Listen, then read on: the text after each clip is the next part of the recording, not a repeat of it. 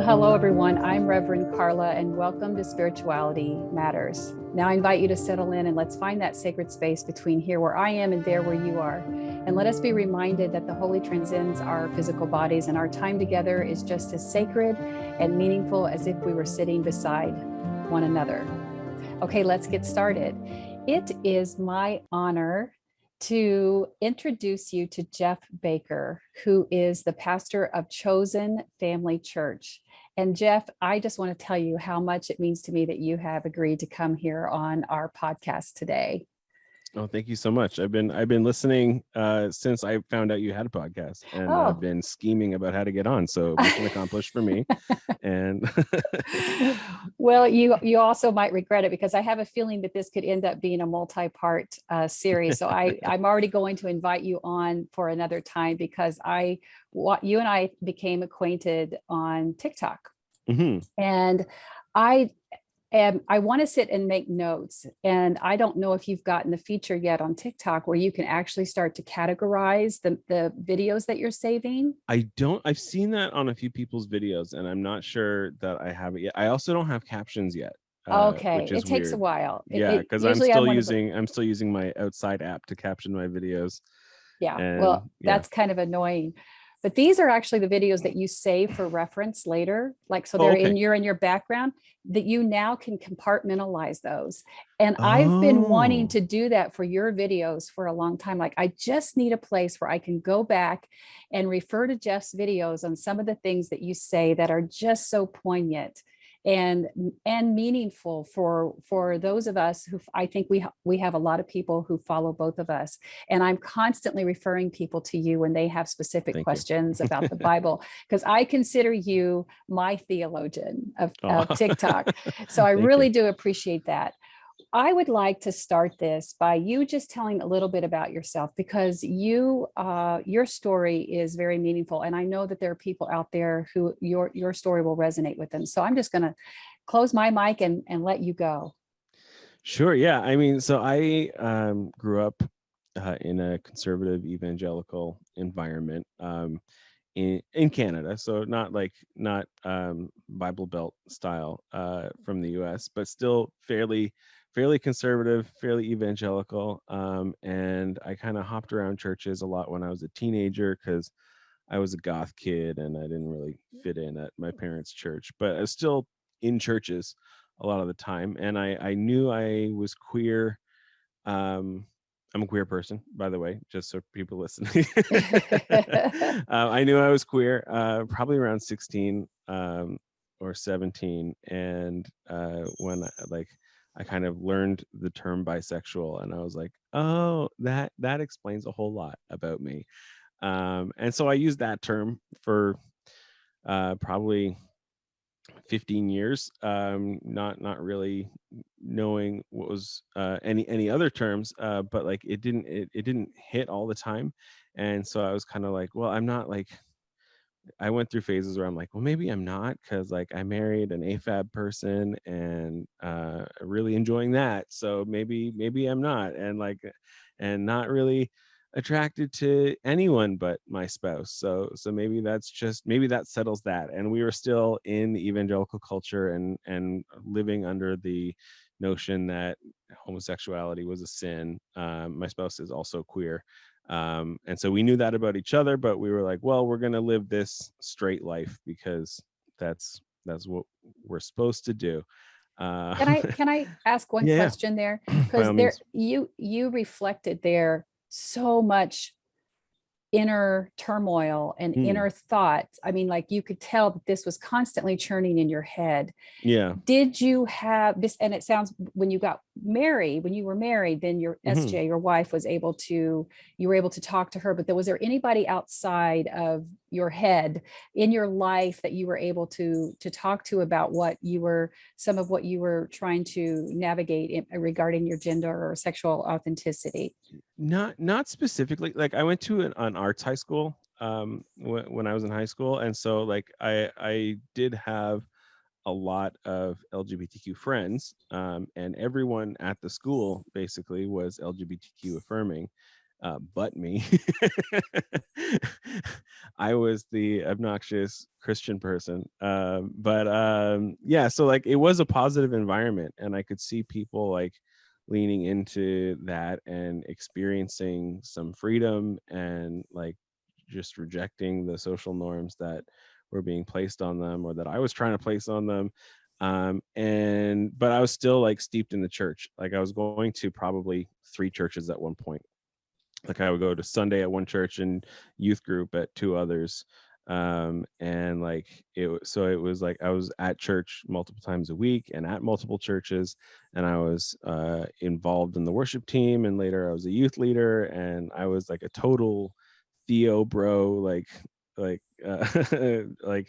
defending, like thinking I knew all this stuff and studying apologetics and stuff like that. So I had all the arguments for why it was wrong in my head, because that was my like niche, I guess. Like that's what I was doing. And so when I started meeting Christians who were affirming, and one of them went to one of the churches I was attending. Actually, that was probably the only church I was attending at that point.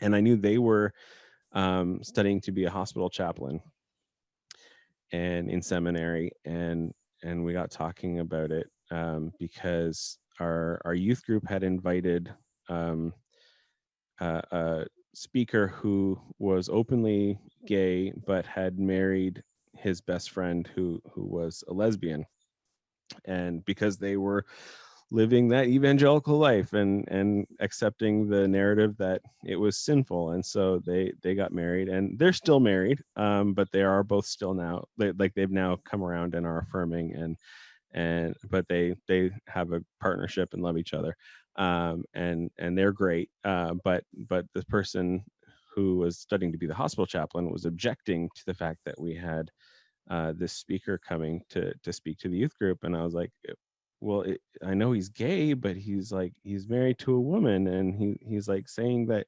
homosexuality is wrong. And she was like, that's why I'm objecting, is because homosexuality is not wrong. And I was like, what? And I just couldn't wrap my head around it. And I was like, what a brave human right, to stand up. yeah. And like I was just like, in my head I went back to the narrative. I'm like, oh, like I don't know why that person's in seminary then, because they clearly don't believe the Bible, and they don't believe in Jesus, and like because they're saying this thing. And I don't know where she is now. I should track her down, because like years later, when I finally came around on the issue, I was like, I could have happened then. I could have had like 10 extra years. Do you remember, and I'm sure that you heard this a lot during your your evangelical days, about those seed planters, like, well, we're planting seeds. So even if someone doesn't convert to Christianity, we planted seeds, and maybe they will someday. Or Greg Kokel says, I'm putting a stone in their shoe. Oh, yeah, which Greg Kokel is slightly problematic. I don't like everything he says, but when I was deep in the apologetics realm, I was listening to him a lot, and that's what he would say when he would have conversations with people. He's like, I'm not looking to convert them, I'm looking to put a stone in their shoe. Oh, wow. But that really came to me, for that woman to say that to you. It struck something in you that probably, which, by the way, dear ones, if you're hearing some interesting noises in my background, I had to be very creative with where my recording studio is today. So you're getting all kinds of natures, and you're probably going to get a dog bark, and every once in a while someone's doing some remodeling. So I apologize for that. But what I really thought was, you wanting to, thinking about, I haven't thought about her. I want to go back and see what she's doing, because maybe that is, when we think about these seeds that we plant, it those things where you wobble, they don't make sense at the time, but when you get to where you're going, you're like, that probably had something that struck a chord in me that really didn't start to play inside my soul until I got further down the road and some other things started to fall into place. So yeah, she might love to hear from you. Yeah. I'll see if I can find. I don't know if we're friends on Facebook, or if she uses Facebook or anything, but yeah. So yeah, so I that was like the first exposure I had to a Christian being open and affirming of LGBTQ issues. Um, but at that point, I was signed up for theology school. I hadn't started attending yet, but I was like, I had finally answered the call to being a pastor, which I'd avoided for so long, just because I know a lot of pastors and Yeah. and what messes their lives are.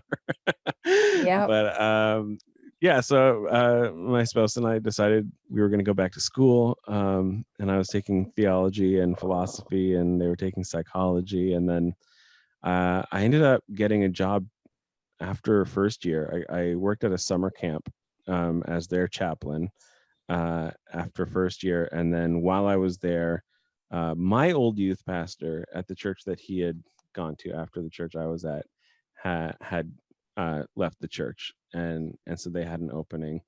And I emailed him and I was like, was it amicable?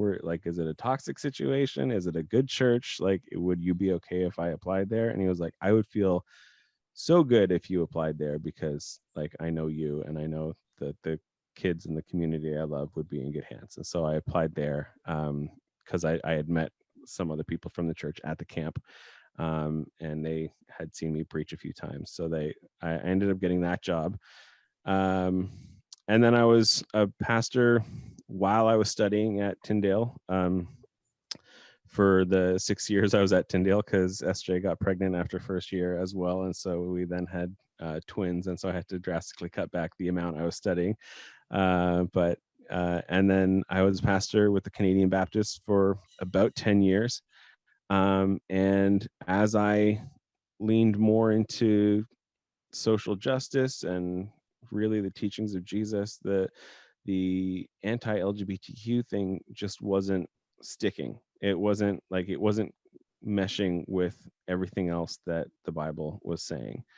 And I had a number of students come out to me, and I was just never able to be like, well, that I'm sorry, but that's a sinful lifestyle, and you need to repent. It was always like, thank you so much for trusting me with this, and like, I love you so much and I'm here for you. And that actually got me in trouble at one of the churches I was at too, I'm because sure they're it like, did. did you just affirm homosexuality? I'm like, I didn't know, but also not know.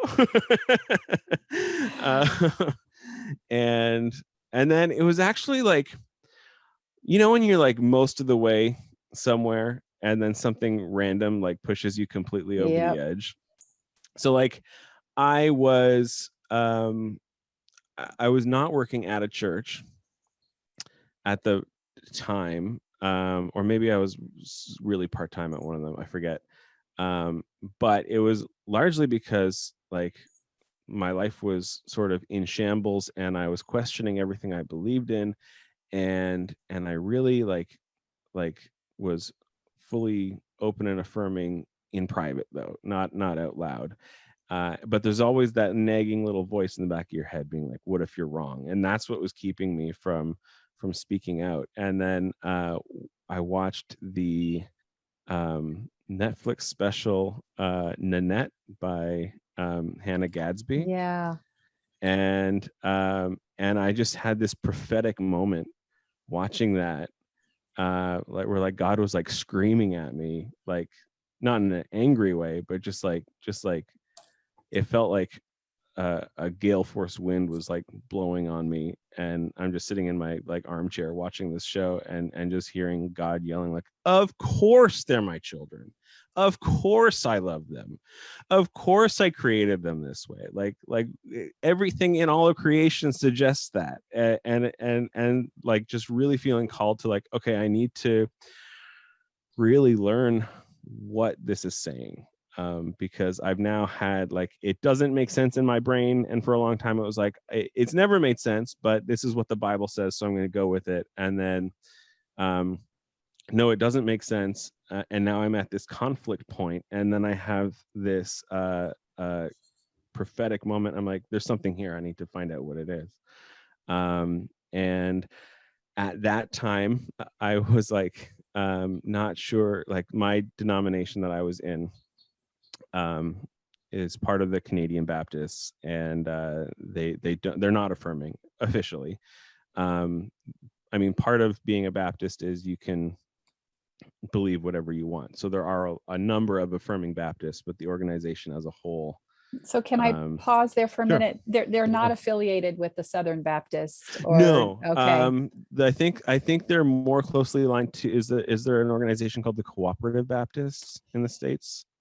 Yeah, there's also American Baptist. There's several different, and that was really kind of I could have answered my own question if I had gone on in that thought. There's no way that if you have affirming Canadian Baptists that they are related to the Southern Baptist. So the funny thing with the word Baptist is it's not owned by anyone. So you could open a Baptist church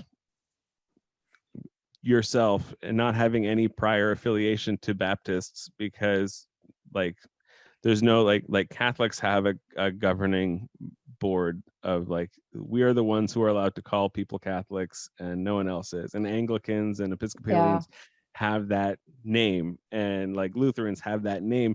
Baptist is not owned by any specific governing board. You know, it'd be fun just to do a video out in TikTok land and call ourselves Baptist and to just sit back and watch. Because for those of you who follow us, both Jeff and I get hit pretty hard. You can see my grand dog back there. Oh, there we get hit pretty hard by some trolls who like to report our content, like to try to silence our voices. When for both of us, I know for you as well, that we're not here to try to change anybody's mind. We are talking to the people who are on this path. Some of them are a little farther down the path than we are. And some of them are just starting this deconstruction phase or untangling phase, whatever you want to call it, which I do want to get to. But I answered that question, or asked that question. We went down a little rabbit hole here. So please continue with your story about once you saw Nanette, which I did too, which is a beautiful documentary, by the way. I'll put a link in the show notes so that people can find that if you haven't seen it. Because it's just like, it's the perfect mix of like comedy and then like heart-wrenching biography and like art history education as well. Like like it's really great. Anyway, so like there are affirming Canadian Baptists, but overall the denomination is not, and it's probably like close to 50-50. But I was like, I can't, like, I'm feeling called now to serve the LGBTQ community as much as I love the CBOQ and want to remain a part of it. Like that, they're my family, and there are a number of affirming people in there. I need to be able to actually serve the people that I'm called to serve.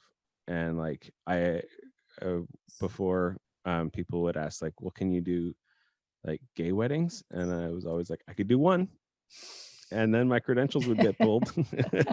And so I was just like, I can't wait. So I didn't like tender a resignation or do anything dramatic, because I wasn't working for a church at the time. But I started drafting up because I wasn't aware of any. I'm like, I like Anglicans, but it's not my style necessarily. So I don't want to go back to school and become an Anglican and then serve in this thing that's not where my heart is. And I couldn't find any other affirming Baptist denominations in Canada. It turns out they are there, and the non-affirming Baptists are just very good at suppressing knowledge about them.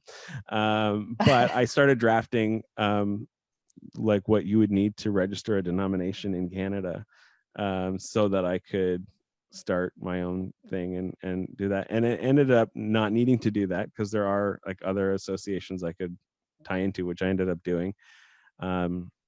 And got my reverendship through an organization called Clergy Support Memorial Church, which essentially catches clergy coming out of non-affirming denominations and ordaining them. But the framework that I started typing up became our like what we believe page on our website on chosenfamilychurch.com, and like the church structure, like how churches should work, is like how we're starting to build out our staff at the church. We just brought on a pastor in charge of pastoral care who has a background in psychotherapy to help us sort of increase our list of resources and things we can help people get connected to, because there is a lot of trauma serving the queer community and serving people who have been religiously abused and spiritual abuse and spiritual trauma. And then we brought on an administrator, and we also brought on we made our worship leader official, and we brought on 2 people to be like our welcome wagon to help onboard new people and Nice. get them And all you set were up. just, So we're like, oh, I'm sorry, go sorry. ahead. No, I was just going to say that when we were talking before we started recording, you had mentioned that your church is now almost a year old. Congratulations. Yeah, thank you. Yeah, we're coming up.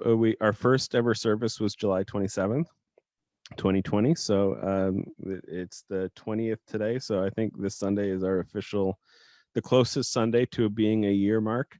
That's amazing. Yeah, so that's really cool. And we've grown in that year. We have about 15 regulars who come out to our Sunday services, and another 15 semi-regulars, but we have like an email list of 130 people, and we've got a social media following of 17,000. So like that's amazing. God's been good and in affirming so, this ministry for us. So. And I love that. I love that you reclaimed something there when you said God is good, because there's several phrases from our evangelical history that I know for a while I fully rejected, and I find myself now bringing them back into, because understanding that no one owns those. Just like I sometimes say, no, Karen, you do not own the rainbow. You can share it with other people, especially the LGBTQIA plus humans. But you brought up God. And so would you like to share with us now what you have a theologian's mind, and you're fascinating, but I want to hear what you think who or what God is. I want to hear your words about, not like you're trying to explain it to me, but I want to hear from your heart. Yeah. And it's one of those things that I think is sort of like ever changing to a degree, right? Like the idea that we could have God figured out is a little ridiculous. If what texts like the Bible say about God is true, then the idea that we could ever have God figured out is kind of asinine. Yes. And so for me, I have because I will get people on my page. I never know, I don't know if you get both kinds of trolls. Like I will get the homophobic Christian trolls, and then I will get atheists being like, prove God exists right now. And I'm like, I don't care if you believe in God or not. Like, I'm enriched by it, but if that's not your thing, no skin off my back, right?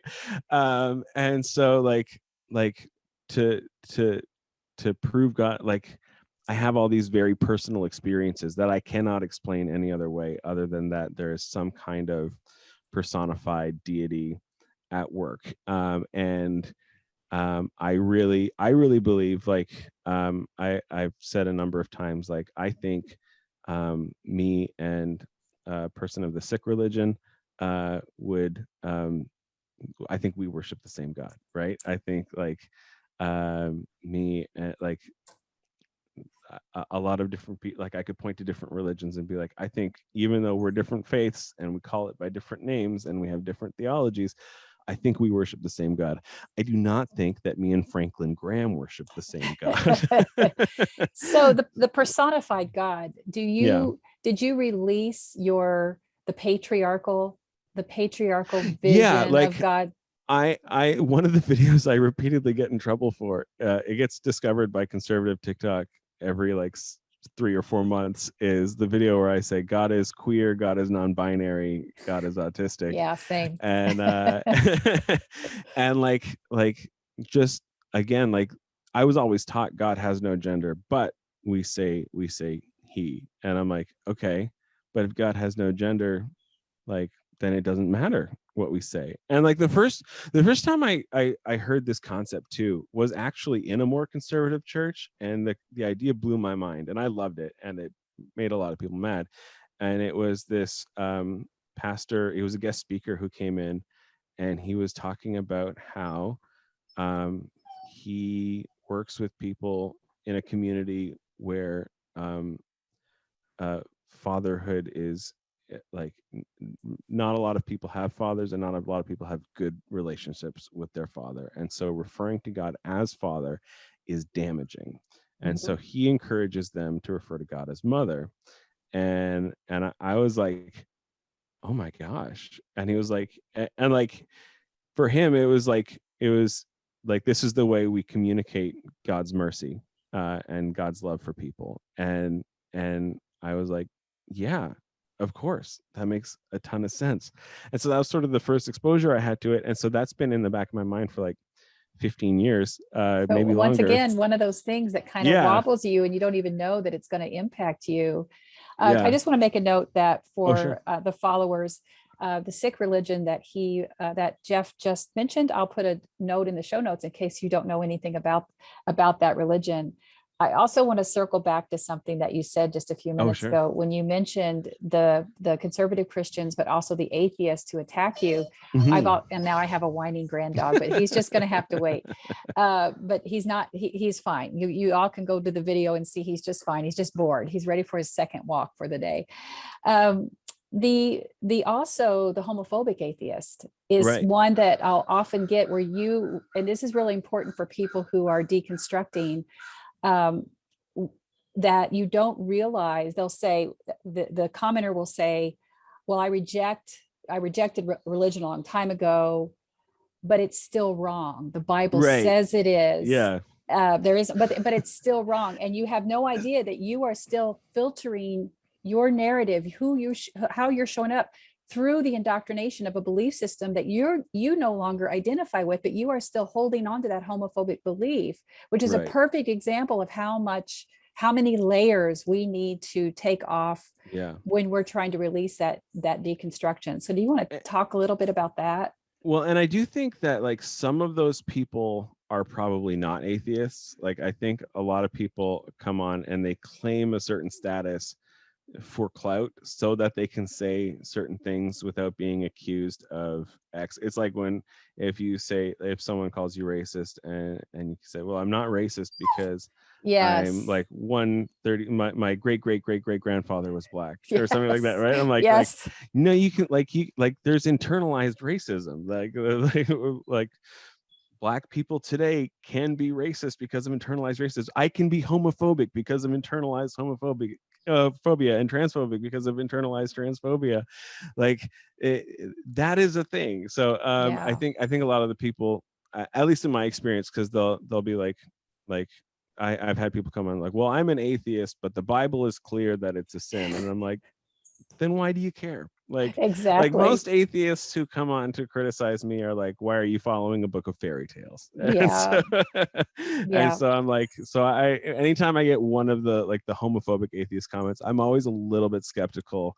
I think there are people like that who have rejected the idea of Christianity, but it's still so ingrained in them. That you don't realize that you are still filtering that. Anytime I invite people to always consider, when you're feeling, you might not even be aware that you're feeling a bias or a prejudice, but when you're judging someone on anything, even if it's the clothes they wear, then it's coming from some value or belief system that probably is back there in the past, especially for those of us who are deconstructing. Now, I want to shift gears here for a minute, because you mentioned the Sikh religion. And earlier in our conversation, and I think our followers would really find this interesting, is you talked about, you shared with me how the Bible affirms multi-faiths. Right. And if you could just talk a little bit about that, I think that would be useful for people. Yeah, I think that was technically before we started recording. So if people don't remember when I said that, there are a number of places in the Bible, and I don't have them written down. I know one of them is in Amos. I think one of them is in there's a few places in the Minor Prophets that suggest that in new creation, which oh man, okay, layers. So when Christians talk about going to heaven, Like the Bible doesn't say ever that we go to heaven. Like the Bible talks about a renewal of creation, a new creation, where we are all resurrected into like physical bodies. And I say this to people, I say this to lifelong Christians, and they're like, no, it doesn't. And I'm like, it does though. Like you're not going to find the spot that says we go to heaven. You'll find a lot of stuff that says God is in heaven, because the word heaven means sky in biblical cosmology. So there's a lot of there's a few places in the prophets that suggest that God is okay with people practicing other faiths as long as the way that they practice their other faith aligns with the Yahwistic values of like walking humbly, loving justice, and practicing mercy. And then the most concrete example I can find in the Bible, and I have a whole series on this on my TikTok, is the character of Melchizedek in Genesis. And this is like before Israel, because he's interacting with Abraham, and Israel are the children of Jacob, who is Abraham's grandson. So it's before any kind of nation state or tribe or anything is set up. And Abraham interacts with this character named Melchizedek, and it says he's a priest of God Most High, which we tend to read as being, oh, he's a priest of God, like he's a priest of Yahweh, which I do tend to, I try not to say the divine name, but sometimes when you're like dealing with the actual names of ancient Canaanite gods, you kind of have to delineate sometimes. But not because I think it's wrong, but just out of like respect for people who find like, I know a lot of Jewish people who are like, we should not be saying the name of God. And so I'm like, okay, like, and I consider you a sibling in faith in the broader sense of the term. So I will respect that. But yeah, so it doesn't say that he's a priest of like the Lord as we would transliterate it. It says he's a priest of El Elyon, which means God Most High. And he's also a Canaanite king. He's the king of the city of Salem, which is generations later is turned into Jerusalem. And Abraham pays him a tithe, and that's where we get our tithing system from. He gives him 10. They fight a battle together, and Abraham gives him 10% of the stuff he got from the battle as a tithe, recognizing that this is a person who serves the same deity as him, and that's kind of where we conflate that El Elyon in this case would be the same as Abraham's God. But the name Melchizedek, which is often translated as King of Righteousness, actually, like if you break down the Hebrew, like that is a possible interpretation of it, but it's a really roundabout way to get there, because Melchi means my king, and Tzedek is the Canaanite god of justice. And so like it's much more likely him being a Canaanite priest king that he is like a servant of Tzedek, who in this case would be referred to as the Most High God. And later on in the biblical narrative, we do have, like, after Israel conquers Jerusalem, which is what the city of Salem turned into, we can see inside the biblical text the Israelites taking the concept of the god Tzedek and ascribing it as an attribute of Yahweh. And so it becomes God's right hand of justice is Tzedek. And we see these, like in the Psalms, we see a few occasions of like a personified Tzedek and this other term, Mishor, which go out and act as God's representatives in the world. But the Canaanite god Tzedek had a brother named Mishor. so like we see within the text, and it is like a colonization technique to move into a new area and say, okay, the gods you believe in are actually the gods we believe in, just by a different name. And like the Israelites practiced this, and also every nation who's conquered the Israelites practiced that as well. Like there was the Seleucid occupation of Israel. A guy named Antiochus Epiphanes tried to say like, oh, you worship the king of all gods, so do we call him Jupiter. let's sacrifice a pig on the altar of Jupiter, and went into the temple and sacrificed a pig. And the Jews did not like that. And it led to a rebel uprising. And so like it's a very common ancient world tactic to move in and convince the people that you actually worship the same gods. And it's a good way to allow them to keep some of their customs while also being like subjugated. So that is a big part of what's going on in those texts, but it's also showing like there is room for recognizing that so long as people are worshiping their other gods in a way that affirms the dignity and inherent value of all life, and practices justice and walks humbly and loves mercy, like as long as those things are there, that's still a God, quote unquote, God honoring way to practice your faith, even if you're calling it by a different name. So like when we come into like when white colonizers come into indigenous lands in North America and Australia and New Zealand and places like that,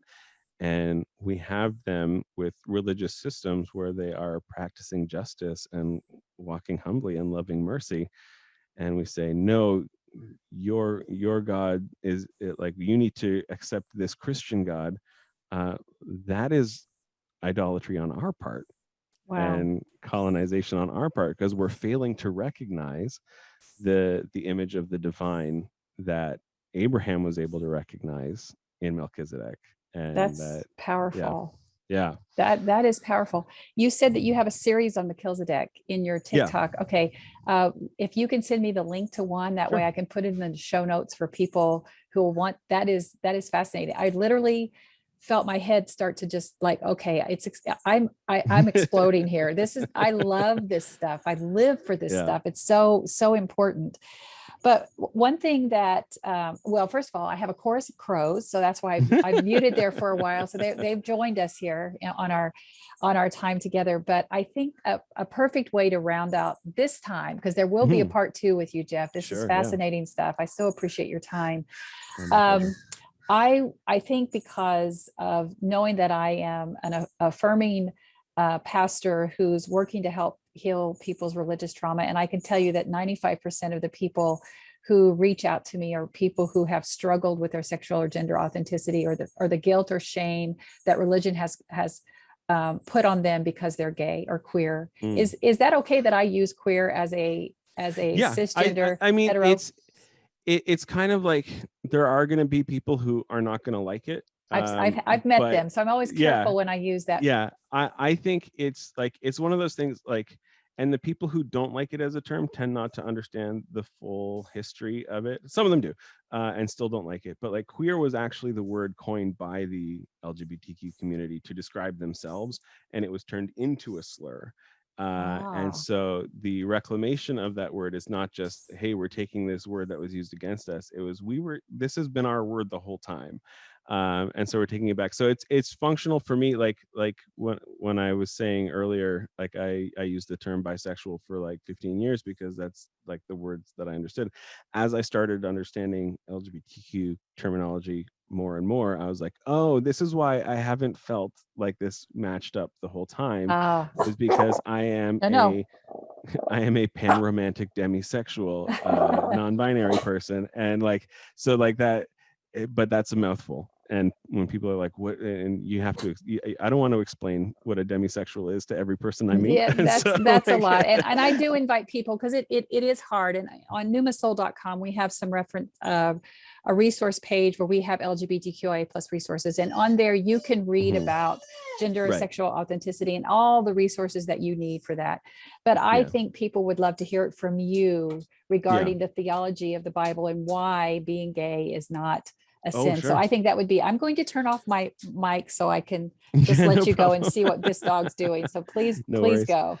And yes, I would say you can use the word queer. I think that's like, I think that is the term used by the majority of the community to describe themselves. And it's not an offensive term. But yeah, so like the Bible, I mean, when we look at what the Bible actually cares about, even if the verses in the Bible that people use to condemn homosexuality were actually talking about homosexuality, it's still not on the top of the list, right? Like Jesus talks so much more about loving your neighbor and not charging interest on loans and all this other stuff. So there's basically 6 verses in the entire Bible that could possibly be used to condemn homosexuality. One of them is in Leviticus 18:22, where it is often generally translated as "man shall not lie with man as man lies with woman. It is an abomination." And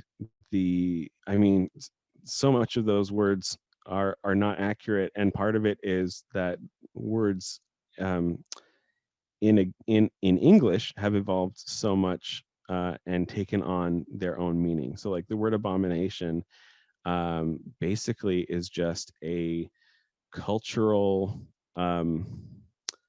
it's a culturally frowned upon practice, and we see it elsewhere in the Bible as just being like, oh, this is just something like we don't do as a Jewish people, and it kind of goes against how we want to be worshiping God. And so you have to ask then why that is, like if it's applied to homosexuality. And when you get into it, so like the word is not, the verse is not "man shall not lie with man." It is "you shall not lie with males." The word zachar is typically used to mean younger boys or male animals. You shall not lie with males as you lie with women. It is a toeva abomination. And toeva is always associated also with, like, not always, but 99% of the time, toeva is associated with some form of like idol worship or the diminishing of the image of God in people, because that's what idol worship is ultimately concerned about. Because we are God's idols in the Bible. It's we like the word, we're made in God's image according to Genesis, and the word image is the same word used to describe the graven images and idols that people would worship in other cultures around Israel, and that Israel would occasionally mess up and worship. So it is about a giving away of our birthright as God's idols to inanimate objects, and that diminishes our ability to view each other as being made in the image of God, as being able to see that divine inherent worth in all people. So it is always tied to an action that diminishes our ability to see the divine inherent worth in other people. And so the verse directly before that in Leviticus says, "Don't sacrifice your children to Moloch," who is a Canaanite demon god. And so like, and like the Bible is meticulously organized, especially Leviticus. It's meticulously organized. So either Moloch is way out of place, or everything in that whole section is about idolatry in some way. It absolutely is. Yeah. And because oh, sorry, go ahead. No, I was just going to say, when you mentioned that the Levitical law is really just laid out in that section about basically, okay, here are the rules around ritual. I mean, right. I'm oversimplifying it, but that really is. And well, how like we're going the chapter starts with like, hey, don't practice your religion like the Egyptians and the Canaanites do. so there you go. But then what you'll hear is, okay, well, what about Paul? And we already know that. Right. I'm not even sure that I don't even know that I was aware of this until I started my own deconstructing journey, was how much I relied on Paul's teaching over Jesus's ministry. But what you'll see is no one ever falls back on Jesus's words to condemn homosexuality. It is always Paul's. Yeah. So is that where the rest of those clobber verses live, or is there? Yeah, I mean, there's a few others in, like, there's another one later on in Leviticus and one in Deuteronomy, yes. But they're just like echoing. Like the second one in Leviticus is okay, we've talked about all of the bad things that people do. Let's talk about how to deal with it. And so that's what the second verse is referring to. It's how to deal with it when it does happen. And then so Paul, and like, I have this weird relationship with Paul where I went through one of those phases where I'm like, well, yeah, Paul doesn't know what he's talking about because it goes against what Jesus is saying, until I realized if you interpret Paul through Jesus, everything clicks. And and if you use Jesus as the lens to interpret Paul, you can kind of see what he's doing. Like there's all these verses that are used to subjugate women based on the writings of Paul. But if you look at Paul, like he's talking about a reversal of ancient world gender hierarchy, because there is a verse that says, wives, submit to your husband, but directly before that says you need to submit to one another. And then the verses after that are talking about how to submit to one another. So husbands, love your wives the way Christ loved the church. Well, how did Christ love the church? Well, the Son of Man did not come to be served, but to serve and to give his life as a ransom for many. And Paul also talks about how we, through the crucifixion and resurrection of Jesus, are made joint heirs to the kingdom through the throne of God with Jesus. So we are like equal partners in the kingdom of God with Jesus. Why then, if Paul is saying the husband is the head of the wife the way that Christ is the head of the church, if Jesus has made us equals with him as being head of the church, then the husband is by obligation made to make the wife equal partners in the relationship, and we're supposed to submit to one another. Men are supposed to be serving their wives the way Christ loved the church. The Son of Man did not come to be served, but so like it's just like when we understand it, and Paul's saying like, plus there's no male or female, Jew or Greek, slave or free in the kingdom of God. We're all one in Christ. Like Paul is laying out a completely egalitarian structure that we can see when we interpret it with Jesus. And the same thing with the verses about homosexuality. So like Romans 1, which is the section typically used to condemn homosexuality, but there's also a verse in Timothy about it, where Paul is saying, like, he's describing, though, like, if you're, this is why you can't just like break off one verse and make a theology around it. You have to understand it in the context of the chapter and the book and the biblical narrative as a whole, because like the entire lead up to Romans 1, 26 and 27, which condemn homosexuality according to some people, are talking about idolatry. It's saying they traded the immortal glory of God for graven images of birds and animals and things that creep and other humans, and this is what it made them do. And then he talks about how women gave up natural relations for unnatural ones, and people are like, oh well, that means lesbians. And no, it doesn't. It's like Paul Paul had a very laughable understanding about human anatomy, and the things that Paul thinks are wrong are essentially any non-procreative sex, because the ancient world understanding of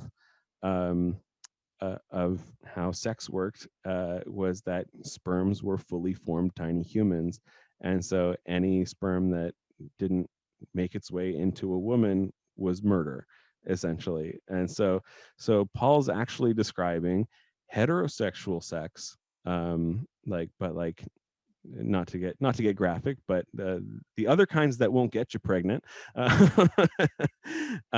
in worship to idols. And then yes, he's describing men as having uh, sex with men in that section, but it is again non-procreative sex in worship to idols. And so it's again coming back to the diminishing of the image of God in people, because the way that Romans practiced their idolatry was they had sex slaves and temple prostitutes, or I should say temple sex slaves, because prostitutes implies any consent on the part of the person being abused.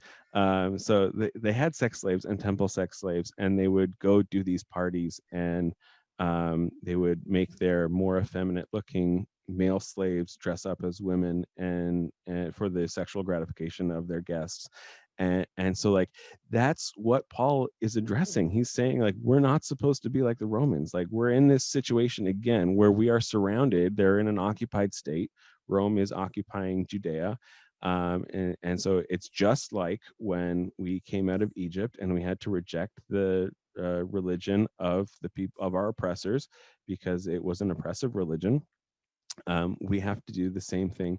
Again, we have to reject these practices because it's like, it's real bad. And what it really comes down to for me is, if Paul is talking about homosexuality as we have it today, a loving consensual relationship between two people of the same gender or same sex, which he's not. And in these sections, he is addressing all of the problems with the Roman culture, and how it is negatively affecting the church. And pedophilia and pederasty and sex slaves were a part of that culture that he would have had a problem with. Why does he not address those? Right? Like either these verses are about that, or Paul is missing a lot of things that he needs to be condemning. And Paul, again, incredibly meticulous writer. Like, Romans is heralded as a complete theological work. Like, it's a systematic theology textbook according to many conservatives. So if we're talking about like Paul addressing the issues of the empire and not addressing the ones where people are sexually enslaved, and like, he would have mentioned that too. And there's, I think, 16 other words in Koine Greek to describe homosexuality, many of them not in a positive light. And so, like, if Paul wanted to talk about homosexuality as it is today, there were words for it. Like, he could have said euryproktoi, which translates, again, not to be too graphic, to wide anus, right? There were derogatory terms for homosexuals at the time, just like there are today. And he could have used those words and had people understand it. Instead, he combines two words, arson and kote, which means man and bed, into the same word, because that's how Leviticus 18:22 is translated in the Greek, in the Septuagint. And so he's pointing an arrow to that section, because he's talking about the same thing. He's talking about idolatry. He's saying, we are still giving our children over to Moloch and then doing this thing, which is an abomination. Like, we have to stop doing this.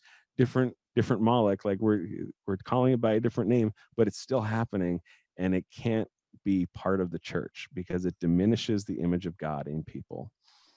So you brought up thank you for bringing up. Now I'm probably going to mispronounce it, but the way I pronounce it is arsenokoitai. How do you? Yeah, that's right. Yeah. So boy, another one, you want to fan the flames, mention that word and see how passionate people will respond to the fact that you're offering a different definition of it that I believe, as you, points back to the teachings of Levitical law. So thank you for bringing that into this discussion. Jeff, that we could keep going on, but we've gone way past our time. So this is going to come back. I would love, I've been taking all kinds of notes here of some things that I would love to follow up with you. But right now, I just want to say, Jeff Baker, Chosen Family Church, thank you so much for spending time with us. Tell people how to get a hold of you or find you and follow you on your social media platforms and website. Yeah, I'm CFC_Pastor Jeff everywhere. So TikTok, Instagram, and Twitter, and also Facebook without the underscore, because you can't have an underscore in the, but I think if you type in CFC_Pastor Jeff, my page still pops up on Facebook.